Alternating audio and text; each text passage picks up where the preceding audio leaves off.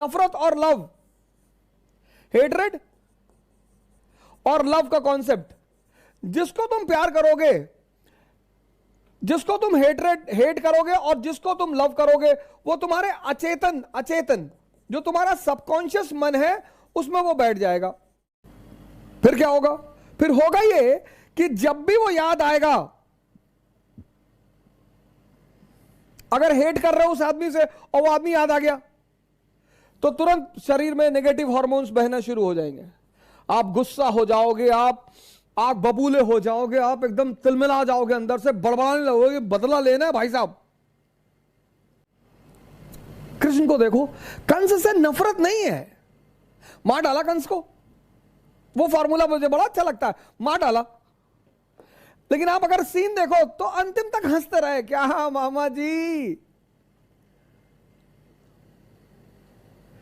इसीलिए हम उन्हें भगवान कहते हैं। अप्रोच ही अलग है लाइफ का, कॉन्सेप्ट ही अलग है जिंदगी का। मारते मारते भी हंस रहे हैं। शिशुपाल गाली दे रहा, गुस्से में है। युधिष्ठिर क्रोध में आ गए हैं, रोकते हैं वो युधिष्ठिर को, अर्जुन को, कह रहे मुस्कुराते हैं शिशुपाल को देख के, अरे यार गाली दे रहे हो यार।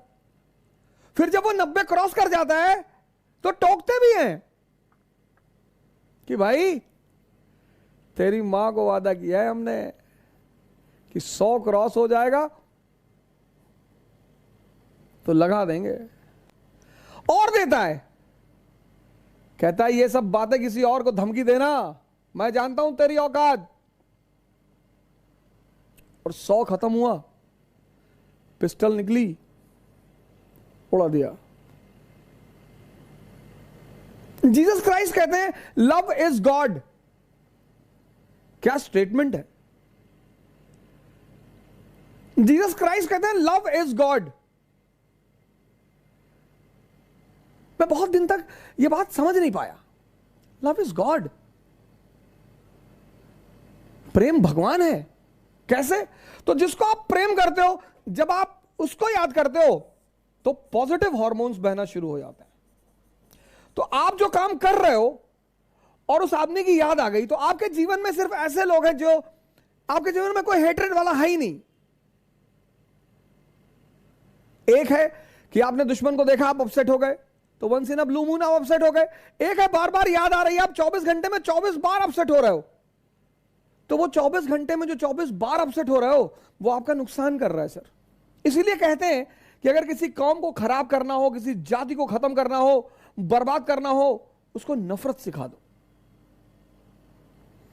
किसी भी जात, किसी भी धर्म, किसी भी राष्ट्र को अगर खत्म करना हो, उसका विनाश करना हो, उसको नफरत सिखा दो।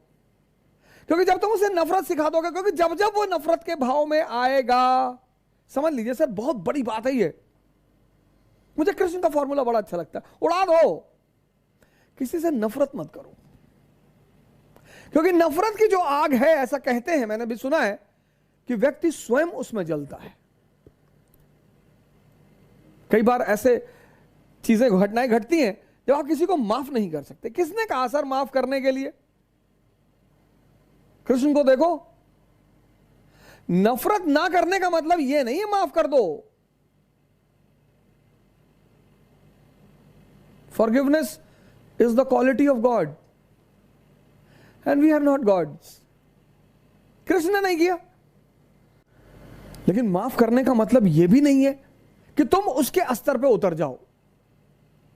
एहसास कराओ, एहसास तो जरूर कराओ कि तुम गलत थे, गलत हो, अभी भी अपने रास्तों को चेंज कर लो।